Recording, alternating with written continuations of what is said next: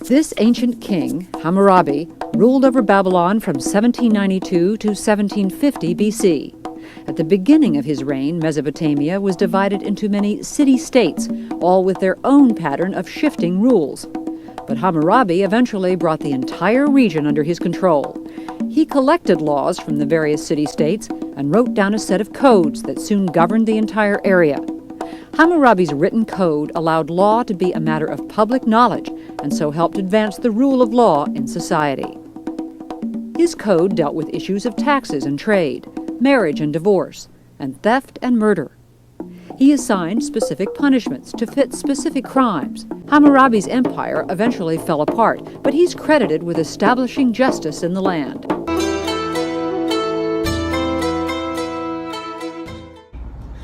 Imagine your father, the man that you love and trust, the man that you expect to protect you for the rest of your life. But instead, he comes home every night abusing you. You're going out every day with a new bruise. But him, not a scratch, no pain, no guilt. One day you just had enough of all the suffering, pain, headaches, and tears that you finally decided to strike him back, but only for you to end up as the bad guy and him as the victim. You get your hands cut off because of Hammurabi's so-called fair laws, and you can't do anything about it after all those years of the pain and suffering that he's put you through. Does that seem fair?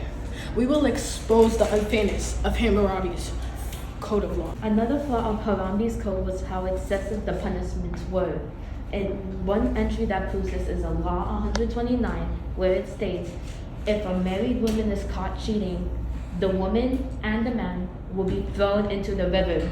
This is an excessive punishment because yes, cheating is bad, but does it have to constitute for murder? I'd also like to point out that Code 110, if a holy woman opens a tavern door or enters a tavern for a drink, she shall be burned to death.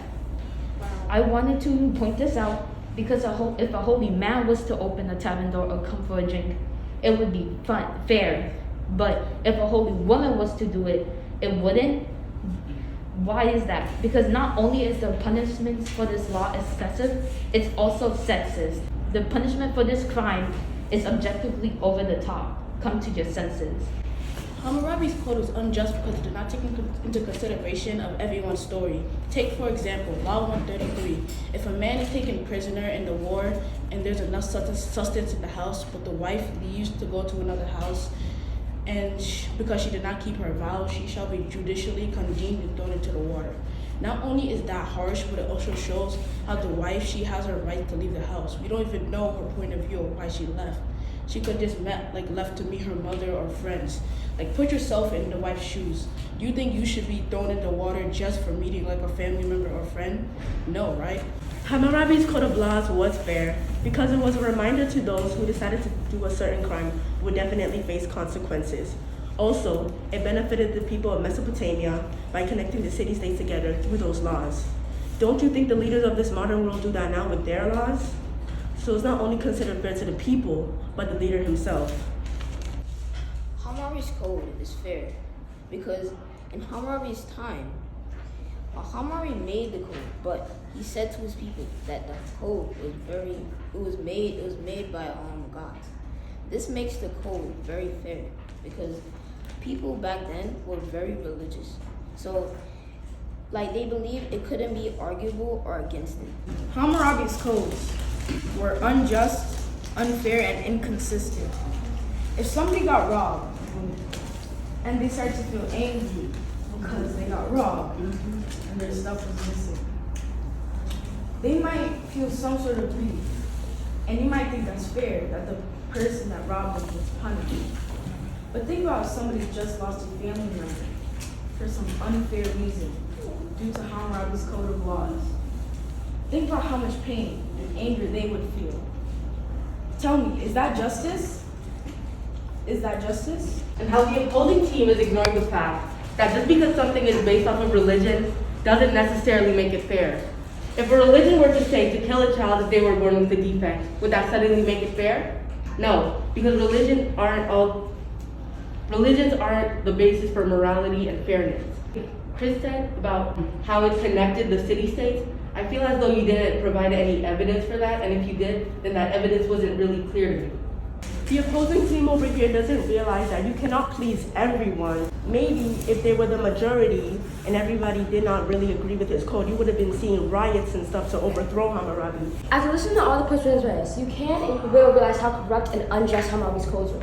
Multiple rules expose the vile and cruel nature of Hammurabi's codes, from violently punishing people that had nothing to do with their crime to inconsistent punishments. Hammurabi's codes were unfair. Any reasonable person can agree and realize how unfair Hammurabi's codes were. I walk up to you and I stab you in the eye. What are you gonna do? I know what I would have done. I would have stabbed them back. But in today's generation, you could have never done that. But in Hammurabi's generation, you could have brought up an eye for an eye, which is a code of law, which is very fair, because whatever you do will always come back to you. Think about it. Some of Hammurabi's laws are still lasting even today. And today is why we're going to show you why Hammurabi were fair and led to a successful empire.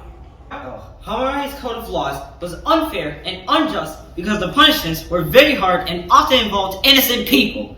For example, Hammurabi's law 229 states that if someone builds a house but is not constructed properly, if the house falls and kills the owner's son, the builder's son shall die. This proves that Hammurabi's laws were unfair because the son had nothing to do with the incident, showing that they were innocently put to death. Hammurabi's code of laws were cruel and harsh, and sometimes only applied to slaves or women, but didn't apply to men at all. This proves that his laws were sometimes against women, making his code of laws cruel, unjust, and unfair for his empire. Hammurabi's laws were inspired by God. You can never go wrong with God. Hammurabi code was unfair because it had people getting killed for crimes that they did by mistake. Let's say, so you know how they say a robber gets killed for attempting to steal something, but the thing is, he didn't steal anything yet, so then what's the point of killing him? You might say, oh, he's a robber, it's fair, but it's not, because he's getting killed. Even though he didn't steal anything yet, he attempted to. You could have just put him to jail. Another evidence is that you have a woman cheating on her husband with another man.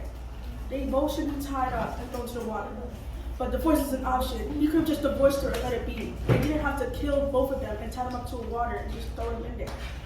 Mariah, you said that people were getting killed for doing things on accident. For example, you said someone was stealing and they got caught and then whatever. Isn't that attempted robbery? They just got caught in the act of doing something that they're not supposed to be doing. And assuming that they know the laws, that it literally displayed in that kingdom, they should have never done it in the first place. So they knew what was coming for them.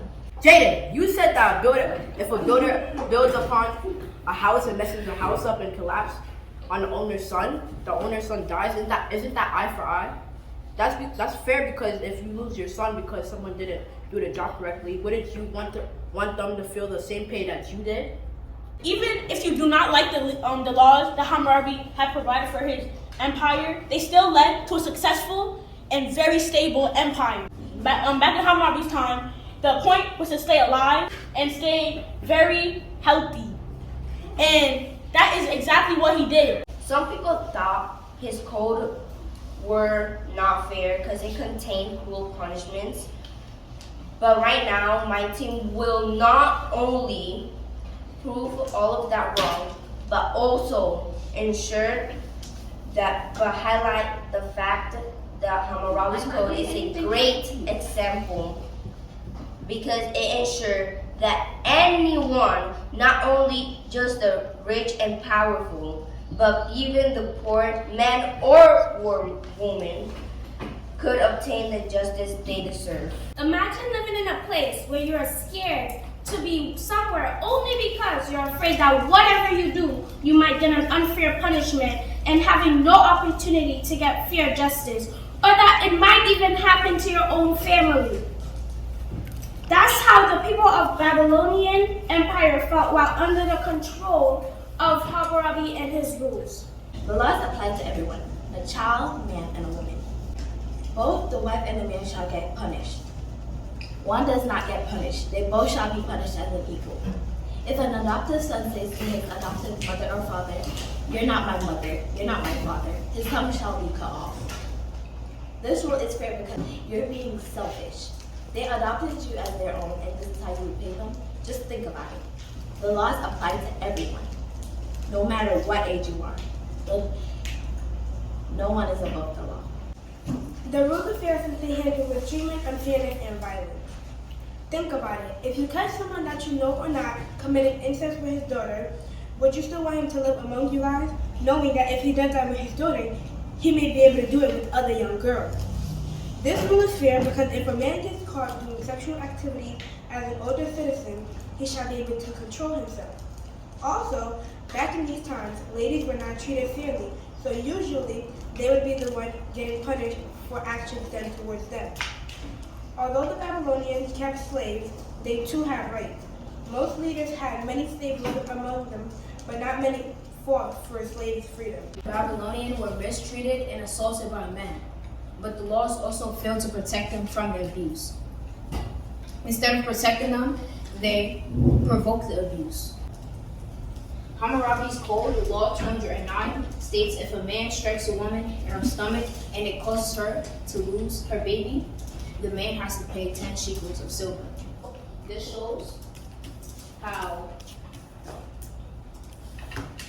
that's pretty much as paying for a child at that point. How does that work? Only 10 shekels when she didn't ask for her baby to get taken away from her. Hammurabi's Code Law 110 says, if a holy woman opens a tavern door and enters a tavern for a drink, she shall be burned to death. This law is explaining that if a lady tries to get a drink from a tavern, she will be brutally burned and killed. Now think about that. Is that fair? These rules are fair because if the accuser is trying to frame somebody but couldn't find evidence to frame the person, they're going to be put to death, and that's an easy way to catch them. Our opponents claim that Hammurabi's rules/codes are unfair because his rules was made for a purpose, to keep his empire safe from danger and crime. These punishments and beliefs of the people were often harsh, overbearing, demanding, and overall cruel. You should be able to see from all these claims that Hammurabi Code of Conduct is fair. Not only do they give many people freedom, it also brings peace and order to the village. Although most of these punishments feel harsh or sound harsh, if it was to happen to you, think about it. Are these punishments fair? On March of 2022, a woman got sentenced to 25 years in prison for self-defense. Is that fair to you? Hammurabi's Code would at least let the woman testify against the situation. Although most people think his codes are unfair because of higher and lower class differences. Most codes are based on guilt, disgrace, and responsibility.